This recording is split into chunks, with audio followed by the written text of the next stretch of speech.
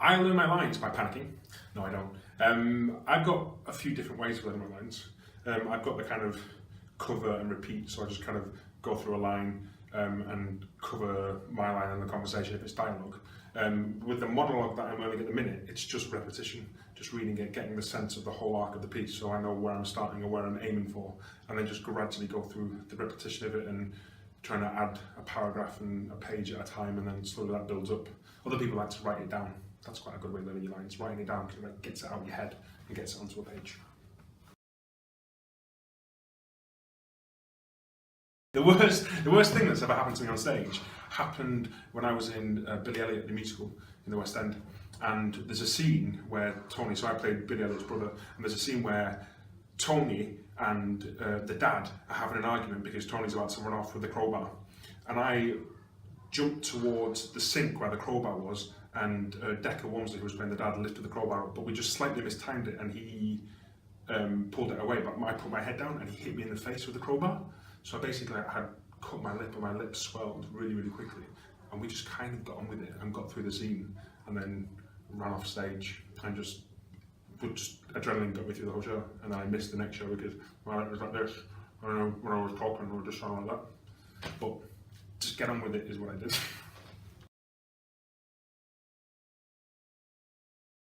I decided to become an actor when I was in high school. Well, the first time I ever kind of went, oh, this is really good, was when I was in high school, and I was doing a production called the Rocky Horror Monster Show.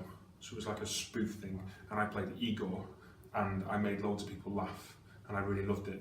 And then when I decided to actually take up the training, I was doing like a summer youth project at the Palace Theatre in Manchester, doing Guys and Dolls, and I played Big Julie.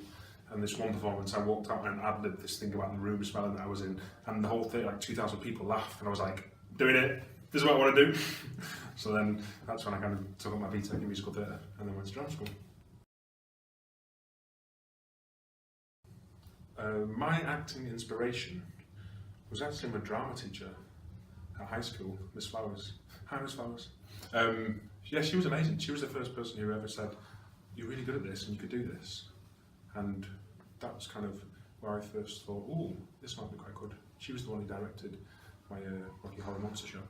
So she kind of got me going. But in terms of like professional actors, I think Robin Williams was always a massive part of my childhood and all the films that I watched, because he's just so flexible and so different, and can have these wonderful moments of being so big and eccentric and full of character, to having these really delicate moments of intimacy and heartbreak. And he was a formidable force, and I think was quite key with my interest in film and acting in general. So my top tips on how to become an actor are: go to the theatre. Go to the theatre loads, read loads of plays, watch everything on TV, look at things like drama training, get involved with local youth groups, all that kind of stuff, and start to think about the skills that you need to be a professional actor. So do you need voice training?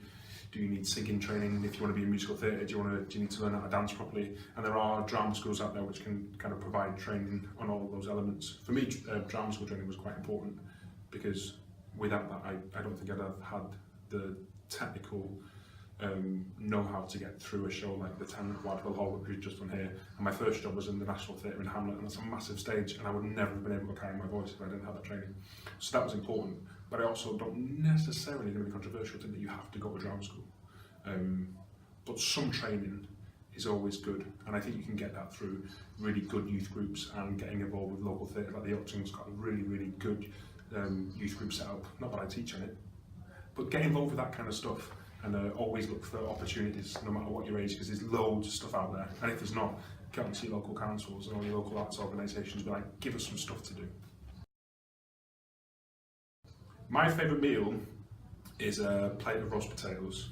Just basically anything with roast potatoes on, I love, because I'm a vegan. So I just eat loads of potatoes and crisps.